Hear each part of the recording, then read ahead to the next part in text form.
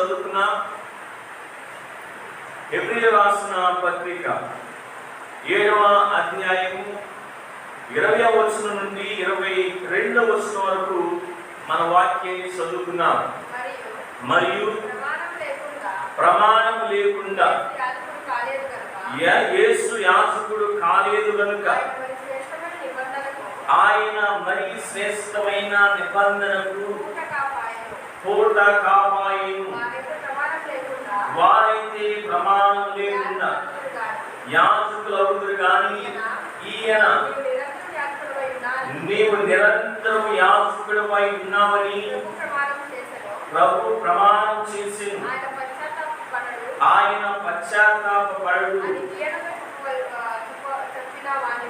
అని ఈయనతో చెప్పిన వాని వలన ప్రమాణ పూర్వకముగా యాజకుడాయను. ప్రార్థన చేసుకున్నాం. మహాగణుడైన యేసయ్యా మీకు స్తోత్రాలు. మా ప్రధాన యాజకుడిగా పిలవబడుతున్నాం ప్రభు. మిమ్మల్ని స్తుతిస్తున్నాం, ఘనపరుస్తున్నాం. ఇలాగూ ప్రభు బైబిల్ స్టడీలో మేము కలుసుకోవడానికి సహాయం చేశారు. మీ వాక్యాన్ని చదువుకున్నాం, ధ్యానించబడుతున్నాం. మా అందరితో మీరు మాట్లాడండి. వాక్యాన్ని అర్థం చేసుకునే మనస్సును, జ్ఞానాన్ని, హృదయాన్ని మాకు దయచేయండి. వాక్యాన్ని తెలుసుకునే ఆత్మీయ జీవితంలో మేము అభివృద్ధి చెందడానికి, పరిపక్వం అవడానికి సహాయం చేయమని యేసు నామములో ప్రార్థిస్తున్నాము తండ్రి. ఆమేన్. ప్రియమైన దేవుని బిడ్డలారా, మన వాక్యాన్ని చదువుకున్నాం. హెబ్రీయులకు రాసిన పత్రిక 7వ అధ్యాయము 20వ వచనం నుండి 22వ వచనం వరకు మనం చదువుకున్నాం. ప్రాముఖ్యమైన భాగం ఏంటంటే 20వ వచనం నుండి 27వ వచనం వరకు. ఆ యొక్క భాగం అంతటా కూడా దేని గురించి మాట్లాడుతుందంటే యేసు క్రీస్తు గొప్ప యాజకుడు. Jesus Christ the superior high priest అనేది ఈ భాగం తెలియజేస్తుంది. ఎందుకని యేసు క్రీస్తు గొప్ప యాజకుడు అనంటే 3 కారణాలు ఉన్నాయి. ఒకటి, యేసు క్రీస్తు శ్రేష్టమైన నిబంధనకు పూట కాపాయను. అందుకనే ఆయన గొప్ప యాజకుడు, ఉన్నతమైన యాజకుడు. రెండవది చూస్తుంటే మరి యేసు క్రీస్తు యొద్దకు వచ్చు వారిని సంపూర్ణంగా రక్షించుటకు శక్తిమంతుడై ఉన్నాడు. మూడవది, యేసు క్రీస్తు పరిశుద్ధుడు, పాపం లేనివాడు గనుక ఆయన గొప్ప యాజకుడు. మొదటి దాన్ని మనం ధ్యానించుకున్నాం. ఇక్కడ 20వ వచనాన్ని చదువుకున్నాం. మరియు ప్రమాణం లేకుండా యేసు యాజకుడు కాలేదు గనుక ఆయన మరీ శ్రేష్టమైన నిబంధనకు పూట కాపాయను. ప్రియమైన దేవుని బిడ్డలారా, అహరోను క్రమం చొప్పున యాజకులుగా నియమింపబడిన యాజకులు దేవుని యొక్క ప్రమాణం చొప్పున యాజకులుగా నియమింపబడలేదు. వారు వంశ ప్రకారంగా యాజకులుగా నియమించబడ్డారు. అదే 7వ అధ్యాయము 15వ వచనంలో రాయబడిన మాట. మరియు శరీరానుసారముగా నెరవేర్చబడు ఆజ్ఞల ధర్మశాస్త్రం బట్టి కాకంటే యేసు క్రీస్తు ఈ శరీర ప్రకారంగా నెరవేర్చబడు ఆజ్ఞల ధర్మశాస్త్రం ప్రకారంగా కాక, అంటే లేవీలు ఎలా అయ్యారు అంటే వంశ ప్రకారంగా అయ్యారు. అలాగూ వాళ్ళు యాజకత్వాన్ని పొందుకున్నారు అనేది జ్ఞాపకం చేస్తూ ఉంటున్నాను. దేవుడైన యెహోవా అహరోనుతోటి ఎప్పుడు కూడా నీ యొక్క యాజకత్వం నిరంతరం కొనసాగుతుంది అని ఎక్కడ కూడా ప్రమాణము చేయలేదు. ఈ లేవి యొక్క యాజకత్వం ఇలాగే నిరంతరం కొనసాగుతుందని ఒకవేళ కొంతమంది యూదులు అనుకుని ఉండవచ్చు. అందుకని రక్షించబడిన యూదులు, హెబ్రీలు యేసు క్రీస్తుని విడిచిపెట్టేసి దేని వైపు చూస్తున్నారు? మందిరం వైపు చూస్తూ ఉంటున్నారు. ఆ యాజకత్వం వైపు చూస్తూ ఉంటున్నారు. మోషే ధర్మశాస్త్రం వైపు చూస్తూ ఉంటున్నారు.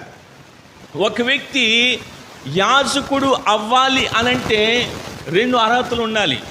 మొదటిది, ఆ వ్యక్తి లేవీడై ఉండాలి. రెండవది చూస్తే శరీర ప్రకారంగా ఫిజికల్లీ కలంకమేమీ లేనివాడిగా ఉండాలి. వాక్యం చదువుదాం. లేవ్యాకాండము 21వ అధ్యాయము 16వ వచనం నుంచి మనం చదువుకుందాం. మరియు యెహోవా మోషేకు ఇలాగు సెలవిచ్చెను, నీవు అహరోనుతో ఇట్లనుము, నీ సంతతి వారిలో ఒకనికి కలంకమైనదైనను కలిగిన యెడల అతడు తన దేవునికి ఆహారం అర్పించుటకు సమీపింపకూడదు. ఏలయనగా ఎవని యందు కలంకముండునో వాడు గుడ్డివాడే కానీ, కుంటివాడే కానీ,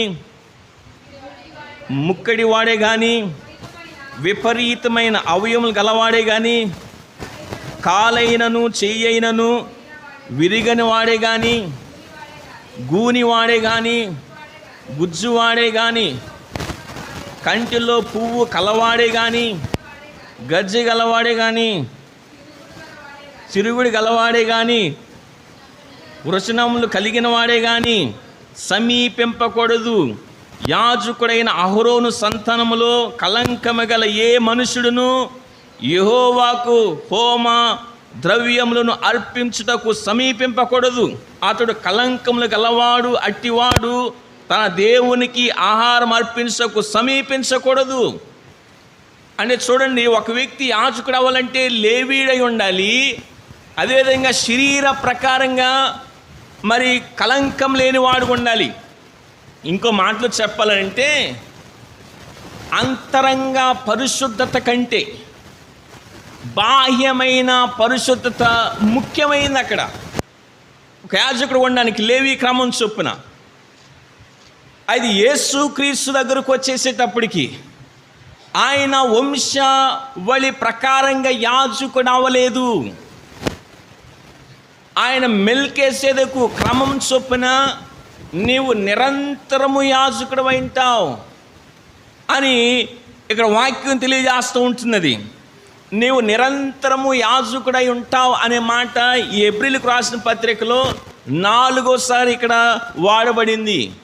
మొదటిసారి క్విక్లీ చదువుకుందాం, త్వరగా 5వ అధ్యాయము 6వ వచనాన్ని చదువుకుందాం.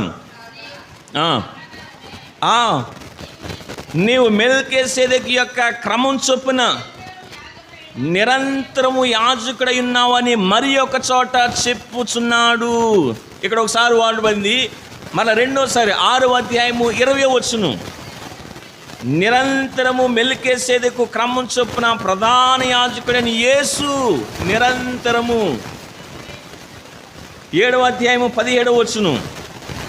ఏలైనగా నీవు నిరంతరము మెల్కీసెదెకు క్రమం చొప్పున యాజకుడు అయినావు,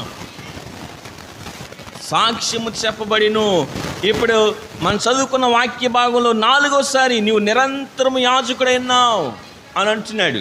ప్రియమైన దేవుని బిడ్డలారా, ఇక్కడ దావీదు భక్తుడు యేసుక్రీస్తు గురించి రాస్తూ నీవు నిరంతరము యాజకుడైనావు అని అక్కడ తాగిపోలా. ఏమన్నాడు ఆయన?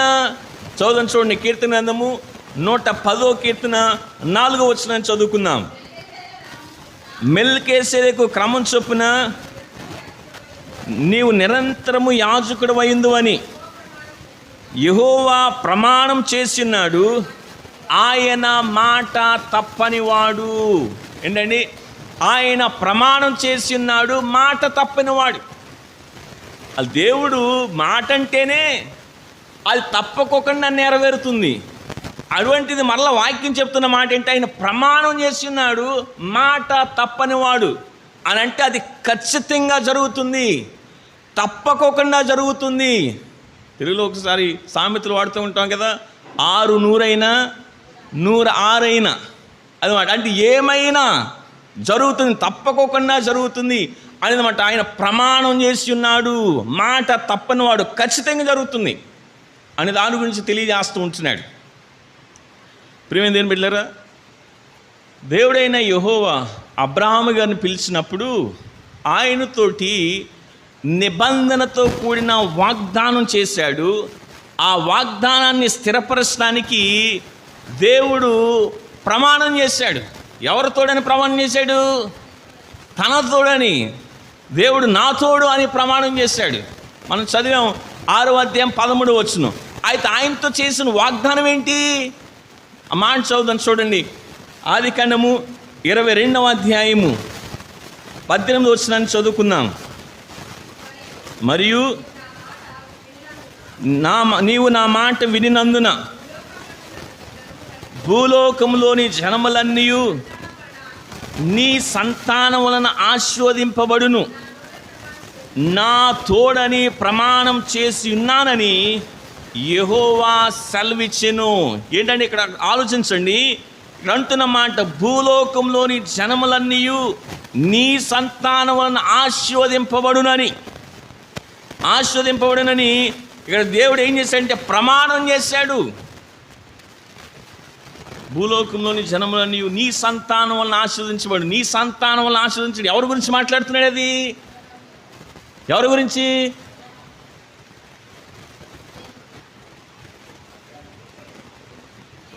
యేసుక్రీస్తు గురించి మాట్లాడుతున్నాడు.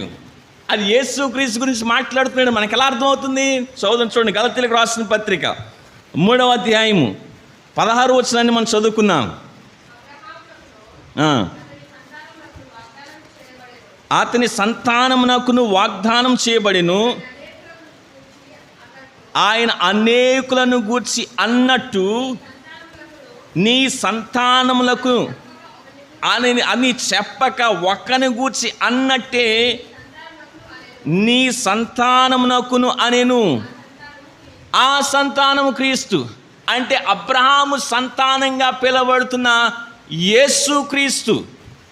ఇక అంటున్నామాట భూలోకంలోని జనములన్నీ అబ్రహాము సంతానంగా పిలువబడుతున్న యేసుక్రీస్తుని బట్టి ఆశీర్వదించబడ్డారు అని, యేసుక్రీస్తుని బట్టి దీవించబడ్డారు. ఆ యేసుక్రీస్తుని బట్టి నిత్య జీవాన్ని పొందుకున్నారు.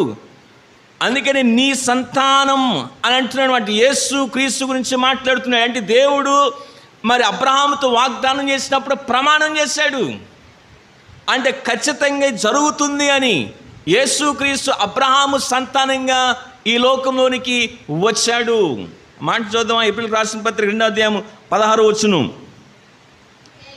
ఏలయనగా ఆయన ఎంత మాత్రం దేవతల స్వభావం ధరించుకొనక అబ్రహాము సంతాన స్వభావం ధరించుకొని ఉన్నాడు. యేసుక్రీస్తు అబ్రహాము సంతానంగా పిలువబడ్డాడు. అంటే యేసుక్రీస్తుని బట్టి భూలోకంలోని జనులు దీవించబడ్డారు. రక్షించబడిన వారు ఆయన చేత దీవించబడిన వారు, రక్షించబడిన వారు మరి నిత్య జీవాన్ని యేసుక్రీస్తు ద్వారా పొందుకున్నారు అనేది జ్ఞాపకం చేస్తుంటారు. అంటే దేవుడు ప్రమాణం చేశాడు, అది ఖచ్చితంగా జరిగింది. అదేవిధంగా ప్రియమైన దేవుని బిడ్డలారా, ఇక్కడ యేసుక్రీస్తు గురించి ప్రమాణం చేయబడింది. ఏమని? నీవు నిరంతరము యాజకుడై ఉంటావు అనేది ప్రమాణం చేయబడింది. అదే అంటున్నాడు మాట. ఏంటంటే ఆయన మరీ శ్రేష్టమైన నిబంధనకు పూట కాపాయను, వారైతే ప్రమాణం లేకుండా యాజకులు అవుదురు కానీ ఈయన నీవు నిరంతరము యాజకుడవై ఉన్నావు అనే ప్రభు ప్రమాణం చేసేను. పశ్చాత్తపడేవాడు కాదని, మాట తప్పేవాడు కాదు. ఖచ్చితంగా జరుగుతుంది అనేది మాట. అయితే ఈ ప్రధాన యాజకుడైన యేసుక్రీస్తు ఇక్కడ చూస్తూ ఉంటే మరి ఆయన మరీ శ్రేష్టమైన నిబంధనకు పూట కాపాయెను అని వాక్యం తెలియజేస్తున్నమాట. ప్రియమైన దేవుని బిడ్డలారా, ఆయన ఇక్కడ చూస్తుంటే యేసుక్రీస్తు ఆయన యాజకత్వం గురించి ప్రమాణం చేయబడింది. ఆయన నిరంతరము యాజకుడు ఉంటాడు, అది ఖచ్చితంగా జరుగుతుంది అని అక్కడ అర్థం. అందుకని యేసుక్రీస్తు మరీ శ్రేష్టమైన నిబంధనకు పూట కాపాయెను. అయితే ఇక్కడ అడుగుతున్న ప్రశ్న మిమ్మల్ని ఏంటంటే, పూట కాపాయెను అనంటే అర్థం ఏంటి?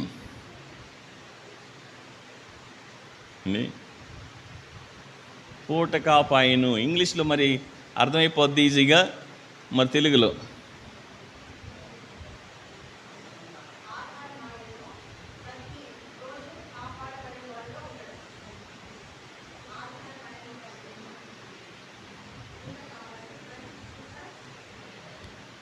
ఓకే అండి. మనం అక్కడ వాక్యంలో చూస్తూ ఉంటే పూట కాపాయను అనడానికి మరొక పదం, పర్యాయ పదం ఏంటంటే హామీదారి ఆయన, షూరిటీ. అది అంటే గ్యారంటీ అనే మాటను అక్కడ తెలియజేస్తూ వాడుతూ ఉంటున్నాడు. And Jesus Christ guarantee for a better covenant అనమాట. ఆయన షూరిటీ అనేది జ్ఞాపకం చేస్తుంటాడు. మరీ శ్రేష్టమైన నిబంధనకు యేసుక్రీస్తు హామీదారి అయ్యాడు అనేది తెలియజేస్తూ ఉంటున్నాడు. అర్థం అవడానికి జ్ఞాపకం చేస్తాను. బైబిల్ గ్రంథం నుంచి 2 సంఘటనలు మీకు జ్ఞాపకం చేస్తాను. మరి కానాను దేశంలో కరువు రాగా యాకోబు భక్తుడు 10 మంది కుమారులను ఐగుప్తికి పంపిస్తాడు ఆహారం కొరకు తీసుకురమ్మని. అప్పుడు ఐగుప్తి దేశంలో యోసేపు అధికారిగా ఉంటాడు. అదేవిధంగా ఆహారాన్ని అక్కడ వచ్చేవారికి ఆయన ఇచ్చేవాడిగా అక్కడ కనబడుతూ ఉంటాడు. అయితే 10 మంది కుమారులైన యాకోబు కుమారులు యోసేపు దగ్గరికి వెళ్ళి ఆయనకు సాష్టాంగ నమస్కారం చేస్తారు. ఆయనకు నమస్కారం చేసినప్పుడు వీళ్ళు గుర్తుపట్టరు, కానీ యోసేపు వాళ్ళని గుర్తుపడతాడు. గుర్తుపట్టి మీరు వేగుల వారు అంటే ముందు వాళ్ళ బ్యాక్గ్రౌండ్ అడుగుతాడనమాట. మీరు ఎక్కడి నుంచి వచ్చారు ఏంటంటే అప్పుడు వాళ్ళు చెప్తూ ఉంటారు, మేము కానాను అనే ప్రదేశం నుంచి వచ్చాం, మా తండ్రి ఉన్నాడు, మేము 12 మంది అన్నదమ్ములమి, ఒకడు లేడు, ఇంకొకడు తండ్రి దగ్గర ఉన్నాడు, మేము 10 మంది వచ్చాం అని అంటే అప్పుడు యోసేపు అంటాడు, లేదు మీరు వేగుల వారు అని 3 దినాలు వాళ్ళని సరసాల్లో ఉంచి 3 దినాలు అయిన తర్వాత షిమ్యోనుని అతని దగ్గరే ఉంచుకొని మిగతా 9 మందిని మీరు మరి ఆహారం పట్టుకెళ్ళి పంపించేసి నెక్స్ట్ టైం వచ్చినప్పుడు బెన్యమీనును తీసుకుని వస్తేనే నా ముఖం చూడండి, లేకపోతే నా ముఖం చూడొద్దు అని యోసేపు ఖచ్చితంగా మరి ఆ 9 మందికి చెప్పి పంపించేస్తాడు.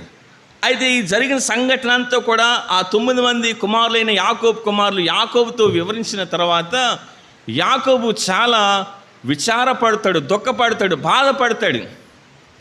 అప్పుడు వాళ్ళు తెచ్చిన ఆహారం తినేశారు, అయిపోయింది, మరలా ఆహారానికి వెళ్ళాలి.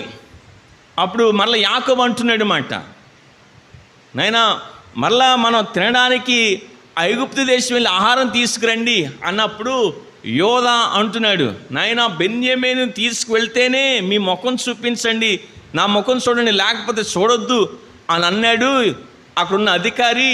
మరి ఎలాగూ బెన్యమీను ఏమైనా పంపించండి అని చెబుతూ అక్కడ యోధా తన తండ్రితో మాట్లాడుతున్న మాటను చదువుదాం. చూడండి, ఆదికాండము 43వ అధ్యాయము 9వ వచనాన్ని చదువుకున్నాం. వర్స్ 9.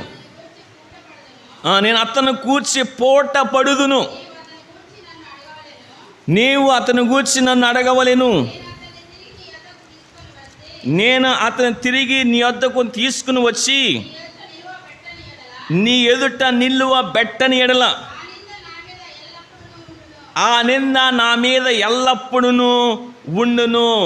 అంటే యోధా తన తండ్రి అయిన యాకోబుతో అంటున్న మాట ఏమంటున్నాడంటే, నేను అతను గూర్చి పోట పడుదు, I myself will be the surety for him అంటున్నాడనమాట. అంటే అతన్ని క్షేమంగా తీసుకొచ్చే విషయంలో హామీదారి నేను, గ్యారంటీ నాది, పూచి నాది అని తెలియజేస్తూ ఉంటున్నాడు.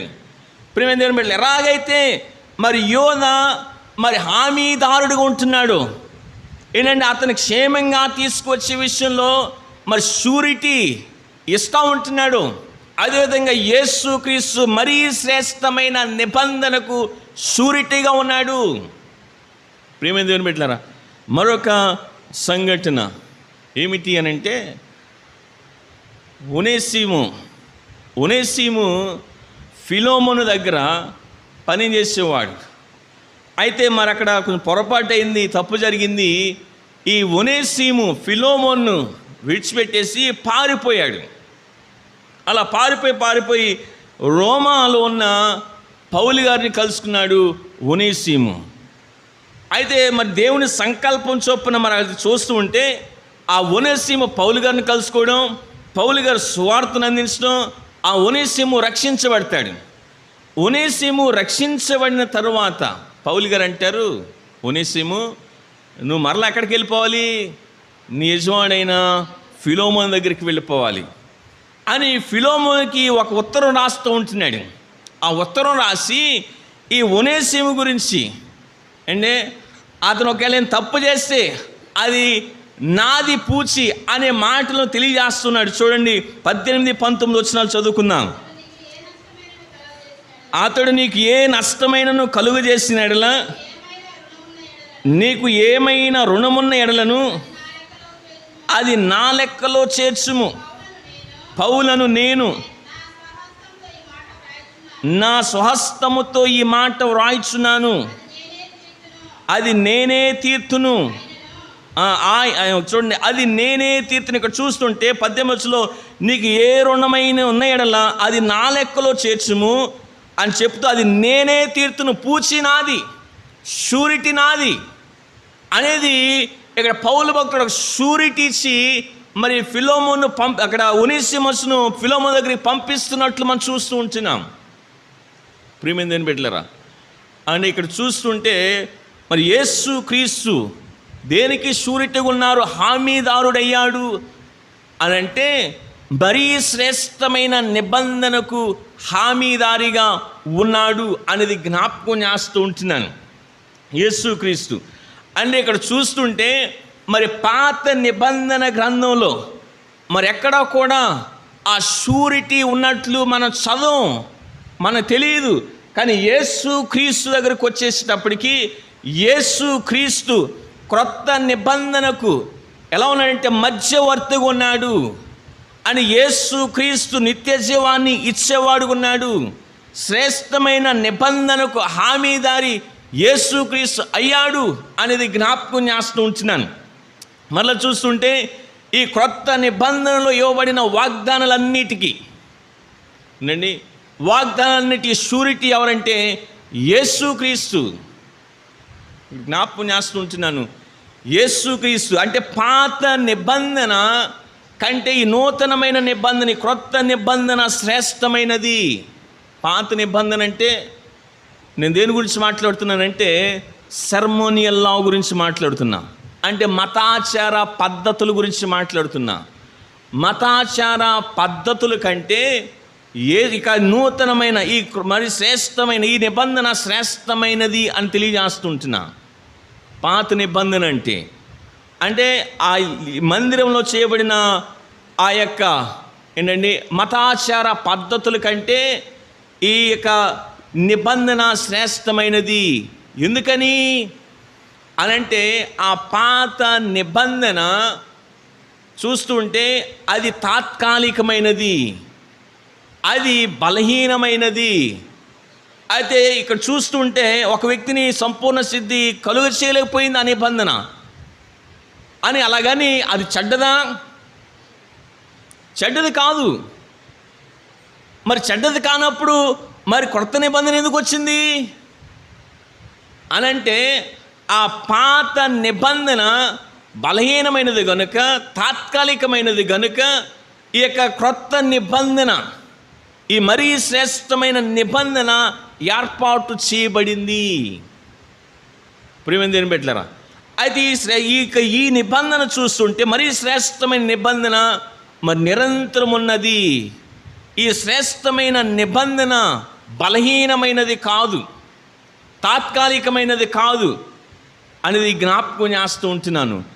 ఈ నిబంధనకి హామీదారి ఎవరు అనంటే యేసు క్రీస్తు. ప్రియమైన బిడ్డలారా, మళ్ళీ మనం చూస్తుంటే మన పాప రుణానికి వెల చెల్లించట్లో హామీదారి ఎవరంటే యేసు క్రీస్తు. మన అపరాధమును క్షమించటలో హామీదారి ఎవరంటే యేసు క్రీస్తు. యేసు క్రీస్తు ఆయన షూరిటీ ఇస్తూ ఉన్నాడు మన పాపాలు క్షమించే విషయంలో, మన పాపాలను తీసివేసే విషయంలో. పాత నిబంధనలు అంటే సెర్మోనియల్ లా ప్రకారం, యోధా మతాచార ప్రకారం అటువంటి షూరిటీ అనేది లేదు.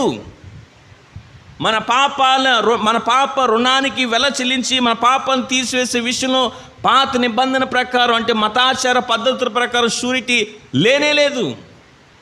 కానీ యేసు క్రీస్తు ఆ షూరిటీని ఇస్తూ ఉంటున్నాడు. అందుకనే యేసుక్రీస్తు ఎవరంటే గొప్ప యాజకుడు అనేది జ్ఞాపకం చేస్తూ ఉంటున్నాను. ప్రియమైన దేవుని బిడ్డలారా, మరి హెబ్రీ గ్రంథకర్త హెబ్రీలకు ఈ పత్రికను రాస్తూ ఉంటున్నాడు. మళ్ళీ జ్ఞాపకం చేస్తూ ఉంటున్నాను. ఎందుకని అనంటే అక్కడ మరి హెబ్రీ విశ్వాసులు వాళ్ళు యేసుక్రీస్తుని విడిచిపెట్టేసి ఆ యూద మతాచార పద్ధతుల వైపు చూస్తూ ఉంటున్నారు. ఈ శ్రమలను బట్టి, కష్టాలను బట్టి యేసుక్రీస్తుని విడిచిపెట్టేసి వాటి వైపు వెళ్తే బాగుంటుందిలే అని అనుకుంటూ ఉంటున్నారు. అందుకని ఇక్కడ జ్ఞాపకం చేస్తున్నాడు భక్తుడు ఏంటంటే, పాత నిబంధన కంటే మరీ శ్రేష్టమైన నిబంధన మనకున్నది ఇక్కడ అంటాడు. అందుకని ఎందుకంటే ఆ పాత నిబంధన వైపు చూడొద్దు, మరీ శ్రేష్టమైన నిబంధన ఉన్నది, దానికి షూరిటీ యేసుక్రీస్తు ఉన్నాడు. అటువంటి షూరిటీ ఉన్న ఆ యాజకుడైన యేసుక్రీస్తు వైపు మనం చూడాలి. ఆ మతాచార పద్ధతులు తాత్కాలికమైనవి, బలహీనమైనవి అనేది జ్ఞాపకం చేస్తూ యేసుక్రీస్తు ఆయన నిరంతరము యాజకుడిగా ఉన్నాడు. ఆయన వైపు చూద్దాం, ఆయన వైపు చూసి మనం నడుస్తాం అనేది భక్తుడు తెలియజేస్తూ ఉంటున్నాడు. ప్రియమైన దేవుని బిడ్డలారా, అందుకని శ్రేష్టమైన నిబంధన మనకున్నప్పుడు ఆ పాత నిబంధన వైపు ఎందుకు చూడడం, ఆ మతాచార పద్ధతుల వైపు ఎందుకు చూడడం? అందుకని వాటి వైపు చూడొద్దు. మీ కష్టంలో, మీ ఇబ్బందుల్లో, మీ శోధనలో మరీ శ్రేష్టమైన నిబంధనకు షూరిటీగా ఉన్న ఆ యేసు వైపు చూడండి. మరీ శ్రేష్టమైన నిబంధనకు హామీదారి అయిన యేసు వైపు చూద్దాం. ఆయన గొప్ప యాజకుడు అనేది జ్ఞాపకం చేస్తూ ఉంటున్నాడు. ప్రియమైన దేవుని బిడ్డలారా, మన విశ్వాస జీవితంలో కూడా ఏంటంటే మనం ఎవరి వైపు చూడాలంటే గొప్ప యాజకుడిగా పిలువబడుతున్నా, మనం ప్రధాన యాజకుడిగా పిలువబడుతున్నా యేసుక్రీస్తు వైపు చూసేవారు ఉండాలి. ఆయన నిరంతరం యాజకుడిగా ఉంటాడని ప్రమాణం చేయబడింది. ఆయన మాట తప్పేవాడు కాదు అనేది జ్ఞాపకం చేస్తుంటున్నాను. మరీ శ్రేష్టమైన నిబంధనకు యేసుక్రీస్తు షూరిటీగా ఉన్నాడు, హామీదారిగా ఉన్నాడు. మన పాపాలు క్షమించే విషయంలో ఆయన హామీదారి అనేది జ్ఞాపకం చేస్తూ ఉంటున్నాను. వాగ్దానాలు, ఎన్నో వాగ్దానాలు ఇవ్వబడినాయి. ఆ వాగ్దానాలని కూడా మన జీవితంలో నెరవేర్చబడడంలో యేసుక్రీస్తు హామీదారి.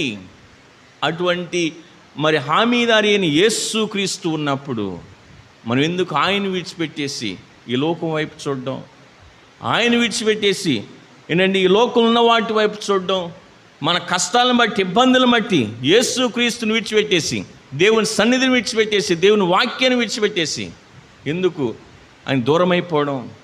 ఆయన దూరం అవ్వకూడదు. ఆయన వైపు చూస్తూ, ఆయన్నే ముందు పెట్టుకుని గొప్ప యాజకుడిగా పిలువబడుతున్న యేసు వైపు చూస్తూ మనం సాగులాగున దేవుడు మనకి సహాయము చేయునుగాక. ఆమేన్.